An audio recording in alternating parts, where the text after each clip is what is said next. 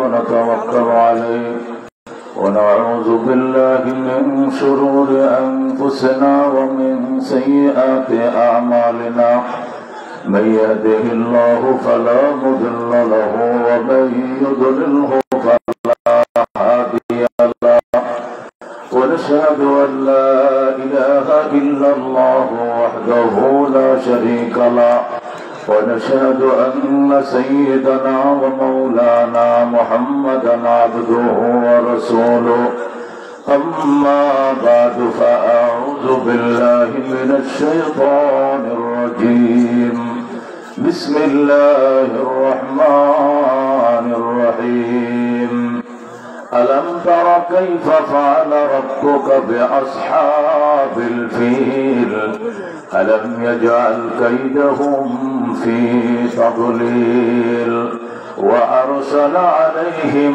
طيرا أبابيل ترميهم بحجارة من سجيل فجعلهم كعصف مأكول وقال رسول الله صلى الله عليه وسلم اتق دعوة المظلوم فإنه ليس بينها وبين الله حجاب صدق الله المولانا العظيم وصدق رسوله النبي الكريم ونحن على ذلك لمن الشاهدين والشاكرين والحمد لله رب العالمين। জামিয়া ইসলামিয়া দারুল উলুম তিলাতিয়ার আয়োজনে খতমে কোরআন খতমে বুখারী শরীফ উপলক্ষে ঐতিহাসিক ইসলামী মহাসম্মেলনের সম্মানিত সভাপতি মাদ্রাসার সুনাম ধন্য প্রিন্সিপাল আল্লামা হযরত মাওলানা শেখুল হাদিস মকসুদুল আমিন সাহেব দামাত বরকাতুহুম, মাদ্রাসার সিনিয়র শেখুল হাদিস হযরত আমাদের মাঝে উপস্থিত রয়েছেন মাদ্রাসার পরিচালনা পর্ষদের সম্মানিত সদস্যবৃন্দ, সভাপতি, সেক্রেটারি, কেশিয়ার সহ বরেণ্য উলামায়ে কেরাম, মুরব্বিয়ানে ইসলাম, বারাকাতুল ইসলাম, পর্দার আড়ালের পর্দানশীন মা ভগ্নীগণ, আমি খুতবা দরুদ শরীফের পর আপনাদের সামনে সূরাতুল ফিল তেলাওয়াত করেছি। এই সূরাকে সামনে রেখেই মুখতাসার আলোচনা। রব আমাদেরকে বলার, বোঝার, আমল করার তৌফিক দান করুন, যেরকম আমিন। এই সূরাটা নাযিল হয় নবীদের জন্মের 50 বছর পরে। কত বছর পরে? নবীদের জন্মের 50 বছর পরে এই সূরাটি নাযিল হয়।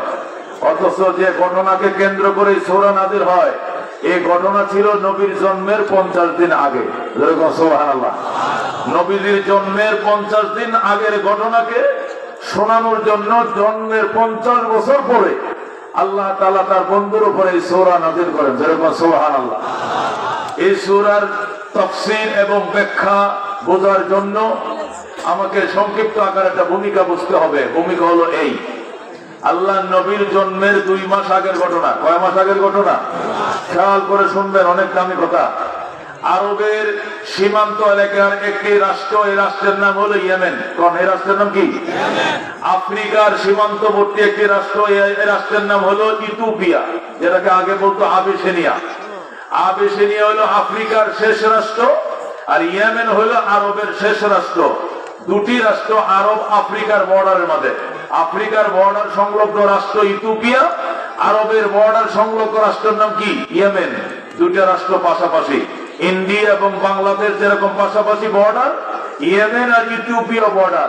ইয়েমেন পড়ছে আরবে, ইথিওপিয়া পড়ছে আফ্রিকায়। ইয়েমেন থেকে ইথিওপিয়া 6 গুণ বড়। বলেন কয় গুণ বড়? কিন্তু বাংলাদেশ থেকে ইন্ডিয়া 11 গুণ বড়। কয় গুণ বড়? আমাদের বাংলাদেশ থেকে ইন্ডিয়া 11.5 গুণ বড়। বাংলাদেশ 11.5 গুণ ছোট। ইথিওপিয়া ইয়েমেন থেকে 6 গুণ বড়। ইয়েমেন ইথিওপিয়া থেকে 6 গুণ ছোট। ইথিওপিয়ার প্রেসিডেন্টের নাম ছিল নাজ্জাশী। কি নাম ছিল? আবিসিনিয়ার প্রেসিডেন্টের নাম কি ছিল? নাজ্জাশী। তার সেনাবাহিনীর প্রধানের নাম ছিল আরিয়াত। কি নাম ছিল? আরিয়াত। আলিফ রা ইয়ালিফ তা, আরিয়াত। সেনা প্রধানের নাম কি? আরিয়াত। প্রেসিডেন্টের নাম কি? নাজ্জাশী। সহকারী সেনা কমান্ডার, যিনি পরবর্তীতে সেনা প্রধান হবেন, ওনার নাম মেজর জেনারেল আব্রাহা। বলেন ওনার নাম কি? Major general Abraha. President Najashi বললেন, হে আমার সেনা প্রধান আরিয়াত, আমার বঞ্ছায় আমার বগলের নিচে ছোট একটি রাষ্ট্র ইয়েমেন, এই ইয়েমেনকে তুমি দখল করো এবং আবিসিনিয়ার পতাকা ইয়েমেনের নগর বন্দর সর্বত্রে উঠিয়ে দাও, সর্বত্রে আবিসিনিয়ার পতাকা উড়িয়ে দাও। ইয়েমেন নামে কোন নতুন রাষ্ট্র থাকবে না, ইয়েমেন নামে কোন স্বতন্ত্র রাষ্ট্র থাকবে না, ইয়েমেন নামে কোন নতুন কোন পতাকা থাকবে না, কোন মানচিত্র থাকবে না। ইয়েমেন হবে আবিসিনিয়ার অঙ্গরাজ্য। যেরকম নাউজুবিল্লাহ। এই কথা যখন সেনা প্রধানকে নাজ্জাশী বললেন, তখন সেনা প্রধান বললেন, আমি আপনার হুকুম অক্ষরে পালন করিব, কিন্তু দুটি শর্ত লাগবে। খেয়াল করে শুনে, কয়টি শর্ত? যেরকম কয়টি শর্ত? 1 নম্বর শর্ত হলো, আমার পরবর্তীতে যিনি সেনা প্রধান হবেন মেজর জেনারেল আব্রাহা, উনি ঘাটতেরা অফিসার, উনি ঘাটতেরা অফিসার, মানে সেনা প্রধানকে সে মানতে চায় না। এই জন্য আপনি একটু ডেকে পেটাইবেন, ডেকে পাঠায় আপনার দরবারে ডেকে আইনা বলবেন, আমার হুকুম যেন অক্ষরে পালন করে, আমার কমান্ড যেন মেনে সে চলে। নাজ্জাশী বলল, ঠিক আছে, আমি বলে দেব। 2 নম্বর শর্ত হলো, আমি যদি ইয়েমেন দখল করে দেই, ইয়েমেন হবে আবিসিনিয়ার অঙ্গরাজ্য। এই অঙ্গরাজ্যের জন্য আলাদা কি লাগবে? গভর্নর লাগবে, মুখ্যমন্ত্রী লাগবে। আমি আরিয়াতকে সেই গভর্নর বানাইতে হবে। তো নাজ্জাশী বলতেছে, তোমাকে যদি গভর্নর বানাই, তো সেনা প্রধান কে হবে? তো মেজর জেনারেল আব্রাহাকে সেনা প্রধান বানাবেন। তখন আরিয়াত বলল, ঠিক আছে। নাজ্জাশী বলল, ঠিক আছে। তখন আরিয়াত বললেন, এই দুটি কথার উপরে স্বাক্ষর করেন। নাজ্জাশী দুটি কথার উপরে স্বাক্ষর করলো। এক, ইয়েমেন দখল করে নিয়েছে, কারণ ইয়েমেনের কোন সোলজার নাই, ইয়েমেন পুলিশ দিয়ে দেশ চালায়, সেনা নাই, নৌ নাই, বিমান নাই, কোনো কিছু নাই। কিন্তু আবিসিনিয়ার সেনাবাহিনীর শক্ত প্রহর ছিল। এই জন্য আবিসিনিয়া নামক 10 গুণ বড় একটি রাষ্ট্র যখন একসাথে আক্রমণ করে, তখন ইয়েমেন আধা বেলার ভিতরেই সালিন্ডার করতে বাধ্য হয়। তখন ইয়েমেনের শহরে, বন্দরে, সর্বত্রে আবিসিনিয়ার পতাকা উড়িয়ে দেওয়া হয়, ইয়েমেনের পতাকা নামিয়ে দেওয়া হয়। যেরকম নাউযুবিল্লাহি মিন যালিক। একটি শহরের, একটি রাষ্ট্রের শক্তি থাকলেই, ইচ্ছা করলে দুর্বল একটি রাষ্ট্রকে জোর করে দখল করা বৈধ নয়। কথা ঠিক না? আমরা বলতে চাই, ইন্ডিয়া, আমরা একটু হুমকি দুমকি শুনতেছি। আপনারা সেনাবাহিনী কম হতে পারে, প্রত্যেকটা মুসলমান সেনাবাহিনীর ভূমিকা উত্তীর্ণ হবে ইনশাআল্লাহ। এক মুসলমানের সামনে হাজার হাজার মানুষরা ঠিকতে পারবে না, পারবে না, পারবে না। আল্লাহু আকবার, আল্লাহু আকবার। ঘরে ঘরে জালো, আল কোরআনের আলো, ইন্ডিয়ার চামড়া খুলে নেব আমরা, ইন্ডিয়ার চামড়া। আমরা শুনতে পেয়েছি, শোনেন, কথা রাখেন, শুনতে পেয়েছি 5 লক্ষ অতিরিক্ত সেনা তারা বর্ডারে নিয়োগ করেছে। আমরা বলতে চাই, এই সমস্ত মস্করা শোনার টাইম বাঙালিদের নাই। যেদিন যুদ্ধ করতে মন চায় ঘোষণা দিবেন। এদেশের আলেম ওলামা, এদেশের রাষ্ট্রপ্রধান আছে, দায়িত্বের লোক আছে, আলেম আছে, ওলামা আছে। কর্তৃপক্ষ যদি সিদ্ধান্ত নেয়, পঙ্গপালের মতো ঝাঁপিয়ে পড়বে বাঙালি। বাংলাদেশের 1 ইঞ্চি জায়গা কোন বাবার সন্তানকে দখল করতে দেওয়া হবে না। আমরা হযরত শাহজালালের রুহানি সন্তান। কথা ঠিক না? 360 আউলিয়ার দেশ বাংলাদেশ, 40 লক্ষ 3 চিল্লা সাথীর দেশ বাংলাদেশ, 1 কোটি আলেমের দেশ বাংলাদেশ, 12 লক্ষ কোরআনের হাফেজের দেশ বাংলাদেশ। কথা ঠিক না? আমরা সকালবেলা উল্টে মূর্তি পূজা করি না, হরে না, হরে কৃষ্ণ বলি না। আমাদের আযানের মাধ্যমে ঘুম ভাঙে, আযানের মাধ্যমে আমরা ঘুম পারি। কথা ঠিক না? আল্লাহু রাব্বুনা মুহাম্মদ নাবিয়ুনা, বলেন আল্লাহু রাব্বুনা মুহাম্মদ নাবিয়ুনা, নাহনু মুতিয়ুহুমা, নাহনু কুল্লুনা হিজবুল্লাহ, লা নাখাফু ইল্লাল্লাহ, ওয়াতাসিম বিহাবলিল্লাহ, মুজাহিদ ফি দীনিল্লাহ, আল জিহাদ সাবিলুনা, নুকিমু ফি দীনিল্লাহ, লা ইলাহা ইল্লাল্লাহ। نقيم في دين الله لا إله إلا الله ليس الملك للظالم ولا الملك للخائن لا نخاف أمريكا ولا نخاف روسيا الدين قصدنا الله ربنا محمد نبينا نحن مطيعهما نحن كل حزب الله نحن كل ذو الإسلام قانونه القرآن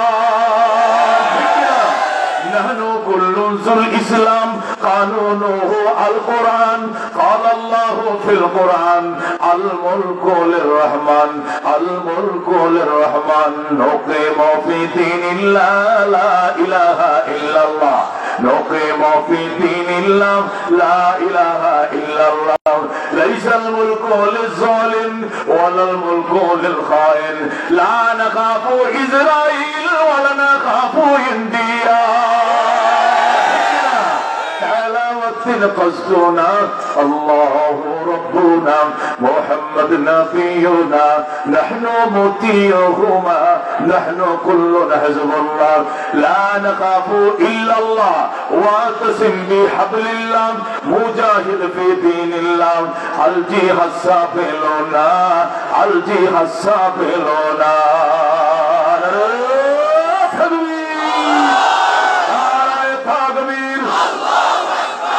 কোরআনের আলো আল হাদিসের আলো ইন ভারতের দালালেরা নারায়ে তাকবীর ঈমান মজবুত করো পালিয়ে বেড়ানোর দিন নাই গরম ঠিক না সিংহের মতো বাঁচতে হবে বিড়ালির জীবন দরকার নাই গরম ঠিক না মুসলমানদের নারায়ে তাকবীরের আওয়াজ শুনলে ওই দিন আজকেও দেখলাম ফেসবুকে ইন্ডিয়ার কিছু বিএসএফ আগাই ছিল করে যে বিজেপি খালি বাসি পুতিছে লুঙ্গিতে তো আল্লাহু আকবার বিজেপি খালি বাসি পুতিছে সব পড়ে তো আল্লাহু আকবার এটা ঈমানি শক্তির বলে সম্ভব কথা ঠিক না দোস্ত যখন আরিয়াত দেশ দখল করলো তখন বাদশার সামনে দেখা করতে গেল আরিয়াত গেল মেজর জেনারেল আবরাহা গেল দুজন ফুলের তোড়া নিয়ে যায় বললো আমরা ইয়েমেন দখল করেছি 44 জারি করে দাও 144 জারি করেছি এবং আবিসিনিয়ার পতাকা উড়িয়ে দিয়েছি ইয়েমেনের পতাকা নামিয়ে দিয়েছি এবার আবরাহা আরিয়াত বলল এখন আমাকে ইয়েমেনের গভর্নর বানান যুদ্ধ বিধ্বস্ত দেশ এটাকে পুনর্গঠন করতে হবে নাজাশি বলল ঠিক আছে তোমাকে তো আগেই ওয়াদা করা ছিল 1 নম্বর আবরাহাকে ওয়ার্নিং দেব 2 নম্বর তোমাকে ইয়েমেনের গভর্নর বানাবো যাও তোমাকে ইয়েমেনের গভর্নরের দায়িত্ব দিলাম তুমি ইয়েমেন পুনর্গঠন করো যেই বললো ইয়েমেন পুনর্গঠনের দায়িত্ব দিলাম আবরাহা বিদ্রোহ করলো আমি মানি না যুদ্ধ করেছে আমি আবরাহা আর গভর্নর হবে আরিয়াত আমি মানি না আরিয়াত কোনো যুদ্ধ জানে না সে শুধু ওয়ারলেস নিয়ে ঘুরছে যুদ্ধ করছে আমি আমাকে গভর্নর বানাতে হবে আবরাহা বলে আমাকে গভর্নর বানাতে হবে আরিয়াত বলে আমাকে বানাইতে হবে এখন দুই গাছের সিপাই করছে কে নাজাশি বাদশাহ পাড়া গাছের তলে বসে এখন উপায় কি ঠিক আছে এই পাশে দ্বারা আরিয়াত এই পাশে দ্বারা আবরাহা দুই সেনা অফিসার গোলাগুলি করবা এই যে গোলাগুলির মধ্যে যে জিতে তাকে গভর্নর বানানো হবে এরপর আরিয়াত আর আবরাহা রুহুল মানি ওলা তাফসীরে রুহুল মানি খুলে দেখুন ওই পাশে দাঁড়াইছে সেনাদের ট্রেনিং এর বড় মাঠ আছে কিনা ওই মাঠের এক পাশে দাঁড়াইছে আরিয়াত আর এক পাশে আবরাহা আরিয়াত হলো সেনা প্রধান আর আবরাহা হলো মেজর জেনারেল পরবর্তী সেনা প্রধান হবে দুইজনে যখন গোলাগুলি শুরু করছে আরিয়াতে গুলি করে আবরাহা ফিরে ফেলে আবরাহায় গুলি করে আরিয়াতে ফিরে ফেলে এই পাল্টা রাউন্ড হতে হতে হতে হঠাৎ করে আবরাহার গুলি উড়িয়ে নিল আরিয়াতের মাথার খুলি নাউযুবিল্লাহ সেনা প্রধান স্পট ডেড জায়গায় আরিয়াত মারা যায় আরিয়াত যখন মারা গেল এখন আবরাহার রাস্তা খুলে গেল আবরাহা বলে এখন আমি গভর্নর হব ইয়েমেনের তখন নাজাশি বলল যাও তোমাকে ইয়েমেনের গভর্নর বানানো হলো এই যে বাদশা কি হয়ে গেল নাজাশির কথা অনুযায়ী আবরাহা এখন ইয়েমেনের গভর্নর আবরাহা বলল স্যার আমাকে ফান্ড দেন এই যুদ্ধ বিধ্বস্ত দেশের রাস্তা ভেঙেছি ব্রিজ ভেঙেছি পুল ভেঙেছি মসজিদ মাদ্রাসা মন্দির যা আছে গির্জা অনেক বিধ্বস্ত হয়েছে আমাকে পুনর্গঠনের জন্য অর্থ দেন নাজাশি অর্থ দিল কেন্দ্রীয় সরকার প্রধান আর আবরাহা পুনর্গঠনে আত্মনিয়োগ করলো রাত দিন 24 ঘন্টা কাজ চলছে শুধু কি জন্য ইয়েমেনের পুনর্গঠনের জন্য হঠাৎ করে কিসের মাস জিল হজের মাস চলে আসে কিসের মাস হঠাৎ করে হজের মাস চলে আসে। হজের মাস যখন চলে আসে, ইয়েমেনের কিছু খ্রিস্টান, তখন তো মুসলমান যুগ শুরু হয় নাই, আমার নবীর জন্মের 2 মাস আগের ঘটনা, নবী জন্ম হয় না, ইসলাম আসবে থেকে, তখন খ্রিস্টান যুগ ছিল। খ্রিস্টানদের মধ্যে যারা আল্লাহওয়ালা ইমানদার, এরা উটের পিঠে সোয়ার হয়ে, গাদায় সোয়ার হয়ে, ঘোড়ায় সোয়ার হয়ে তারা তালবিয়া পড়তে পড়তে মক্কা থেকে রওনা করছে। আল্লাহু আকবার। যখন ইয়ামানের লক্ষ লক্ষ মানুষ লাব্বাইক আল্লাহুম্মা লাব্বাইক, লাব্বাইক লা শারীকা লাক লাব্বাইক, ইন্নাল হামদা ওয়ান নি'মাতা লাক ওয়াল মুলক লা শারীকা লাক বলে যখন হজের জন্য ইয়ামানের ধনী মানুষগুলো ঘোড়ায় সওয়ার হয়ে, উঠে সওয়ার হয়ে, গাদায় সওয়ার হয়ে তালবিয়া পড়তে পড়তে মক্কায় রওনা করছে, তখন আব্রাহা ডাক দিয়ে, আপনারা কই যান? আমরা মক্কায় যাই। কেন? সেখানে আল্লাহর ঘর তওয়াফ করতে যাই। আল্লাহর ঘর তওয়াফ করলে কি হবে? মানুষ জন্ম নেয় যেভাবে নিষ্পাপ হইয়া, খোদার ঘর তওয়াফ করলে আল্লাহ এমন নিষ্পাপ বানিয়ে দেয়। বলেন আল্লাহু আকবার। মানুষ নবজাতক শিশু যেরকম নিষ্পাপ হয়ে জন্ম নেয়, খোদার ঘরে জিয়ারত করতে গেলে, হজ করতে গেলে হজের দ্বারা আল্লাহ এরকম নিষ্পাপ বানায়। এই কথা যখন বললো, তখন আব্রাহা বলল, এইটা করার জন্য মক্কায় যাইতে হবে। কেন? সেখানে আছে আল্লাহর ঘর, আল্লাহর ঘর তওয়াফ করা ছাড়া হজ হবে না। আব্রাহা বলল, সবাই ফিরে আসো বাড়িতে, একজনকে মক্কায় যাইতে দেওয়া হবে না। সমস্ত হাজিদেরকে রাস্তা থেকে ফিরে আনা হলো, এহরামের কাপড় জোর করে খুলে ফেলা হলো, উট ঘোড়া দুম্বার পিঠ থেকে নামানো হলো, আর বলা হলো কেউ যাইতে পারবা না। খোদার ঘরের দ্বিতীয় ইউনিট আমি এই দেশে তৈরি করব, 6 মাস সময় দাও, 6 মাসের ভিতরে পৃথিবীর থেকে দামি দামি পাথর আনবো, আইনে আল্লাহর ঘরের দ্বিতীয় ইউনিট ইয়েমেনের রাজধানী সোনায় আমি তৈরি করব, এরপর সেখানে তওয়াফ করবা। ওদের জন্য এত কষ্ট করে আরেক দেশে যাইতে হবে কেন? আমার দেশে খোদার ঘর তৈরি করবো। যেরকম নাউজুবিল্লাহ। খোদার ঘর জমিনে কয়টা? কয়টা খোদার ঘর জমিনে? একটা। আকাশে একটা, 7 আসমানের উপরে বাইতুল মামুর, এর উপর হলো আরশে আযীম, আর সোজা আরশে আযীমের নিচে বাইতুল মামুর, বাইতুল মামুর নিচে বাইতুল্লাহ, কাবা ঘর। যেরকম সুবহানাল্লাহ। একটা অফিস আকাশে, একটা অফিস তার বাড়িতে, আর একটা অফিস জমিনে। 3টা খোদার ঘর। কয়টা? 3টা খোদার ঘর।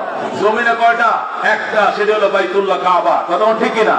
কিন্তু ওই আহামক মনে করছে যে কাবা মনে হয় আরো বানানো যায়, এই জন্য ইয়েমেনের হাজিদেরকে হজে যাইতে দেয় নাই, না দিয়া সমস্ত হাজিদেরকে রাস্তার থেকে ঘরে ফিরিয়ে আনছে, আর বলছে 6 মাস সময় দাও, আমি নতুন করে বাইতুল্লাহ বানাইতেছি। এই জন্য ইয়েমেনের রাজধানী সানা নগরীতে সে বাইতুল্লাহ বানাইছে।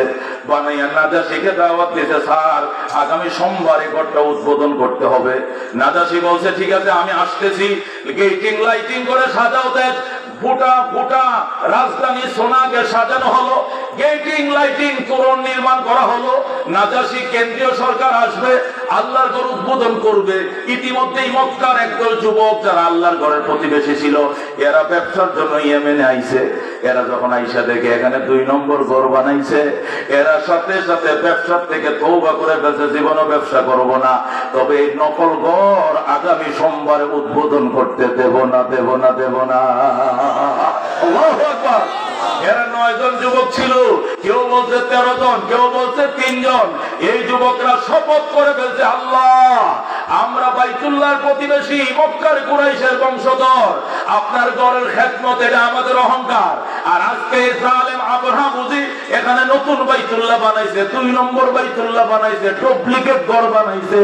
সোমবারে উদ্বোধন করবো, উদ্বোধন করতে দিব না, দিব না বলে মক্কার 9 জন যুবক শপথ করে রাত্রিবেলা ঘরের কাছে গেছে। যায় দেখে ডিউটি বসা, ডিউটির পুলিশ আছে, আনসার আছে, আমরা এই ঘর দেখতে আসছি, ঘর ঢুকতে দেওয়া যাবে না। কয় কেন? কেন্দ্রীয় সরকার নাজাশি আসবেন, উনি উদ্বোধন করবেন, এরপরে পাবলিকের জন্য উন্মুক্ত করবেন, এরপরে পাবলিক তওয়াফ করবে, সওয়াব পাবে। যুবকরা আমাদেরকে আগেই দেখতে হবে, বাদশা উদ্বোধনের আগে কাউকে দেখতে দেওয়া যাবে না। যখন বলতে দেখতে দেওয়া যাবে না, তখন এই কুরাইশের যুবকরা সব কয়টা ডিউটির অফিসারকে হ্যান্ডকাপ লাগাইছে, মুরগির মতো বান্ধিয়া এক কোনায় ভালায় থইয়া, এরপরে 9 জন ঢুকছে।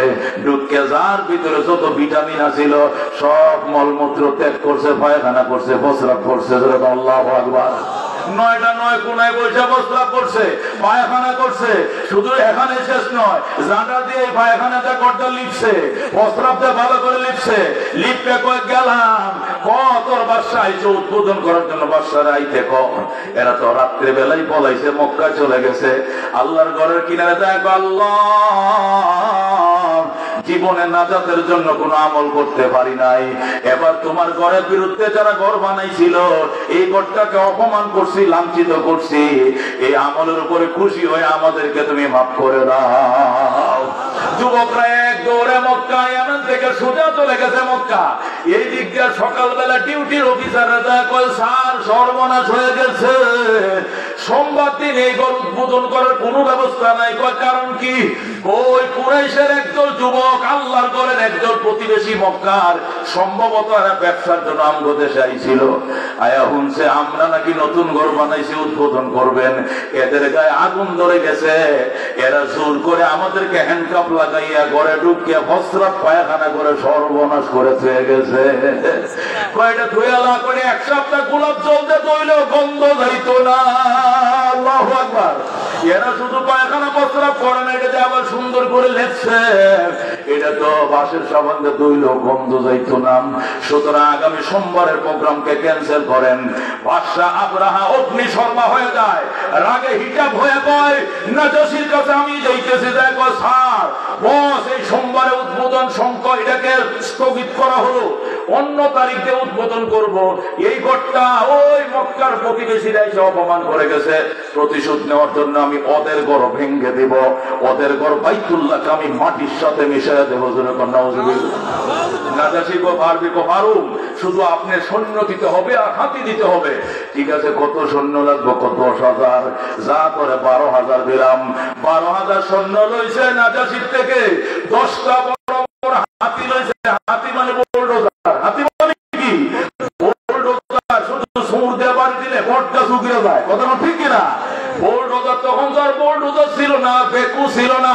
এই বেকু আর বোলডোজার পরিবর্তে হস্তি বাহিনী ছিল। 10টা হস্তি লইছে, 12,000 সৈন্য লইছে। লয়া কয়, প্রিয় ইয়ামেনবাসী, আপনাদের ইবাদতের সুবিধার্থে খোদার ঘরের দ্বিতীয় ইউনিট বানাইছিলাম, কিন্তু এই দেশের যুবকাই কুরাইশের যুবকরা ঘরটাকে অপমান করছে।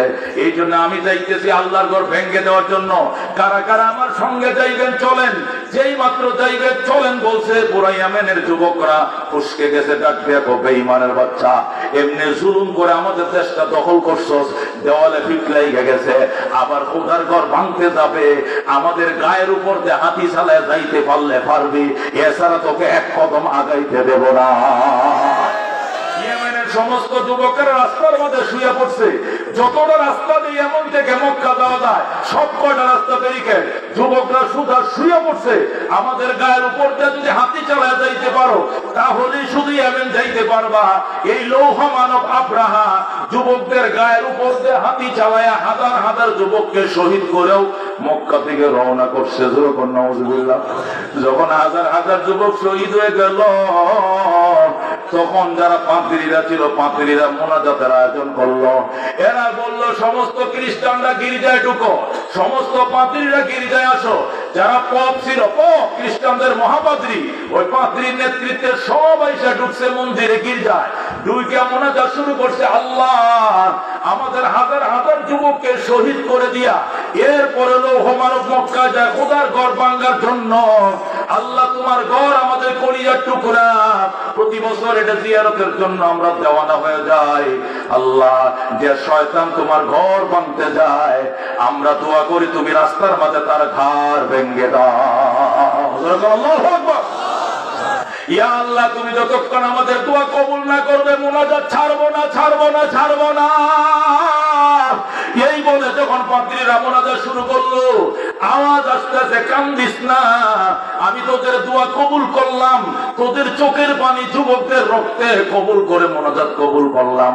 আব্রাহাকে আমার ঘরের কাছেও যাইতে দিব না, অনেক দূরে থাকতে আমি কর্তৃত ঘাসের মতো পাউডার বানায় ফেলবো। আল্লাহু আকবার। এ দুষ্ট, এই যখন সুসংবাদ দেওয়া হলো, তখন পাদ্রীরা মুনাজাত শেষ করলো। লোকজন বলতেছে মুনাজাত শেষ করছেন কেন? আওয়াজ আসতেছে কবুল হয়েছে মুনাজাত, আব্রাহাকে আল্লাহ ধ্বংস করে দিবে। তখন একজন দাঁড়ায় কয়, এরে আল্লাহ কেমনে ধ্বংস করে? এ ধ্বংস লীলাটা দেখার জন্য আমি মক্কা যাইতে চাই। বলে ঠিক আছে তুই যা। ওই লোকটার নাম ছিল নাসের, সে ছিল পাদ্রী। সে দৌড়ের ঘোড়ার উপরে সওয়ার হইয়া আল্লাহর ঘরের কিনারে জাবালে আবি কুবাইস ছিল, সেই পাহাড়ের উপর উঠছে, উইটা পয়সা রয়েছে কিভাবে ধ্বংস করে এটা দেখার জন্য। নাসের যায় আল্লাহর ঘরের পাশে যে জাবালে আবি কুবাইস, যে আবি কুবাইস পাহাড়ের উপরে বর্তমান বাসায় বাড়ি বানাইছে, ওই পাহাড়ের টিলার উপর উঠছে। ইতিমধ্যে ওই আব্রাহা বাহিনী মিনা পর্যন্ত পৌঁছে গেছে। যখন মিনায় গেছে ধরছে কানাউল্লা। কে ধরছে? এমন কানাউল্লা ধরছে এরা মক্কার রাস্তা খুঁজে পায় না। 3 দিন পর্যন্ত এক জায়গায় ঘুরতেছে, রাস্তা পায় না। ইতিমধ্যে পেটের কথা সইতে না পেরে এলাকার ছাগল বকরি তারা আইনা জবে করা শুরু করলো। অনেকগুলো ছাগল বকরি ধরলো। এই ছাগল বকরি গুলো ছিল আমাদের নবীর দাদা আব্দুল মুত্তালিবের। আল্লাহু আকবার। আব্দুল মুত্তালিবের, উনি তো বাইতুল্লাহর মুতাওয়াল্লি, আল্লাহর ঘরের সভাপতি। দৌড়ে গেছে, স্যার আপনার ছাগল বকরি ধরছে। কয় কেডা? ওই ইয়েমেনের এক বাদশা এসে খোদার ঘর ভাঙার জন্য, শুধু আল্লাহর ঘর ভাঙবে না, আমাদের ছাগল বকরি নিয়ে গেছে। তখন আব্দুল মুত্তালিব দৌড়াইছে, দৌড়ের ঘোড়া দেয়া আইসা তো মানান্তুম, আপনারা কারা? নাহানু আহলুল ইয়েমেন, আমরা ইয়েমেনবাসী। আইনা তুরিদুন, কই যাবেন? ও মক্কা। মক্কা যাবো। লিমা, কেন যাইবেন মক্কা? কয় লিনুতিমা বাইতুল্লাহ, খোদার ঘর ধ্বংস করার জন্য। যেরকম নওয়াজুবিল্লাহ। আব্দুল মুত্তালিব ডাক দেখো, অসুবিধা নাই, আল্লাহর ঘর যদি ভাঙতে পারেন তাহলে ভাঙেন, যান, আমার কোনো অসুবিধা নাই। তবে আমি জানতে চাই আল্লাহর ঘরের পাশে আমার একটা মাটির ঘর আছে, এটাও ভাঙবেন নি? কয় না, অন্য কারো ঘর ভাঙবো না। আমি আব্দুল মুত্তালিব, আমি বাইতুল্লাহর মুতাওয়াল্লি, আমার ঘরটাও আল্লাহর ঘরের পিছন দিয়ে মাটির ঘর। আমার ঘর ভাঙ্গার যদি নিয়ত থাকে তাহলে বলো, গিরা কাটলাম, হাতের গিরা ছুড়াইলাম। আল্লাহু আকবার। কয় না, আমরা অন্য কারো ঘর ভাঙবো না। এখন ডাক দেখা, আপনি আল্লাহর ঘরের মুতাওয়াল্লি, আপনি নিজের করলে চিন্তা করেন, আল্লাহর ঘর যে ভাঙতে যে একটা কথাও তো কইলেন না। আব্দুল মুত্তালিব ডাক দিয়া কয়, এটা তো আল্লাহর ঘর, এই ঘরের তো মালিক আছে, আমার ঘরের মালিক আমি, এই জন্য আমার ডায়লগ আমি দিছি। আর ওই ঘরের মালিক আল্লাহ, যদি শক্তি থাকে সে ফিরাবে, শক্তি না থাকলে না ফিরাবে। নিজের গায়ে পরের কামলা দেওয়ার সময় আমার নাই। আল্লাহু আকবার। সুতরাং ওই ঘরের মালিক থাকলে তার ঘর রক্ষা করবে, এটা উনার দায়িত্ব, এটা আমার দায়িত্ব না। আমারটা আমি রক্ষা করার জন্য আইছি। আপনি এবার আব্রাহা কয়, ঠিক আছে, আপনার ঘরে কোনো আক্রমণ হবে না। ঠিক আছে তো? ঠিক আছে। আমার ছাগল বকরি ধরছে কেনা? আমাদের সেনারা ওইগুলো আপনার নিকট গিরা কাটতে লাগবো, জলদি ছাগলটি ছাড়। আল্লাহু আকবার। সাথে সাথে ছাগল ছেড়ে দিয়েছে। আব্দুল মুত্তালিব আইসের মক্কা দেখা হবে, আসেন, সামনে আসেন। রাস্তা তো পাই না স্যার, ভাইবেন রাস্তা কিয়ামতের আগেও না। আল্লাহু আকবার। দর্শে কানা হইলে রাস্তা খুঁজে পায় না। আব্দুল মুত্তালিব আল্লাহর ঘরে যাইয়া খোদার ঘরে গিলাপ ধরে হাইরে কান্না, হাইরে কান্না। খেদমাতুল হাজ শরাফুল্লানা ওয়ালাকিন আমানাতুন মাসউলিয়াতুন। আব্দুল মুত্তালিব, আল্লাহ যুগের পর যুগ ঘরের খাদমতের আমাদের ভদ্রতা, তোমার ঘরে মেহমানদের আমরা আপ্যায়ন করি, হাজিদেরকে পানি পান করাই, দেখছি পাতিল দেই, লাকড়ি দেই, ওনাদেরকে সাহায্য সহযোগিতা করি। ঘুম থেকে উঠে নিজের ঘরটা ঝাড়ু দেওয়ার আগেই তোমার ঘরটা ঝাড়ু দেই। আজকে তোমার ঘর ভাঙতে এসছে আল্লাহ। আল্লাহ তোমার ঘর যদি ভেঙে ফেলে আর তুমি যদি অ্যাকশনে না যাও, তাহলে মানুষ বলবে এই ঘরের কোনো মালিক নাই। এতদিন সবাই মিথ্যা কথা কইছে, বাইতুল্লাহ আল্লাহর ঘর বলে মানুষ এতদিন মিথ্যা কথা বলছে। আসলে এই ঘরের কোনো মালিক নাই। যদি মালিক থাকতো তাহলে তার ঘর সে রক্ষা করতো। ইয়া আল্লাহ, তোমার সম্মান কিন্তু যাইবে। আমার ঘর বাংলা আমার ইজ্জত কেমনে যাইব? তোমার ঘর বাংলায় তুমি যদি অ্যাকশনে না যাও, তোমার কিন্তু ইজ্জত যাইবে। আল্লাহ তুমি হাকামুল হাকিমিন, আমরা বিশ্বাস করি তোমার ইশারা ছাড়া গাছের পাতা লড়ে না। এইভাবে আব্দুল মুত্তালিব কান্না শুরু করলো। আল্লাহর পক্ষ থেকে আওয়াজ আইতেছে, আব্দুল মুত্তালিব কান্দিস না, আমার ঘরের একটা ইট ধরার সাহস কাহারও নাই, নিরাপদ দূরে থাকতে আমি পাউডার বানায় ফেলবো। তোর যদি দেখতে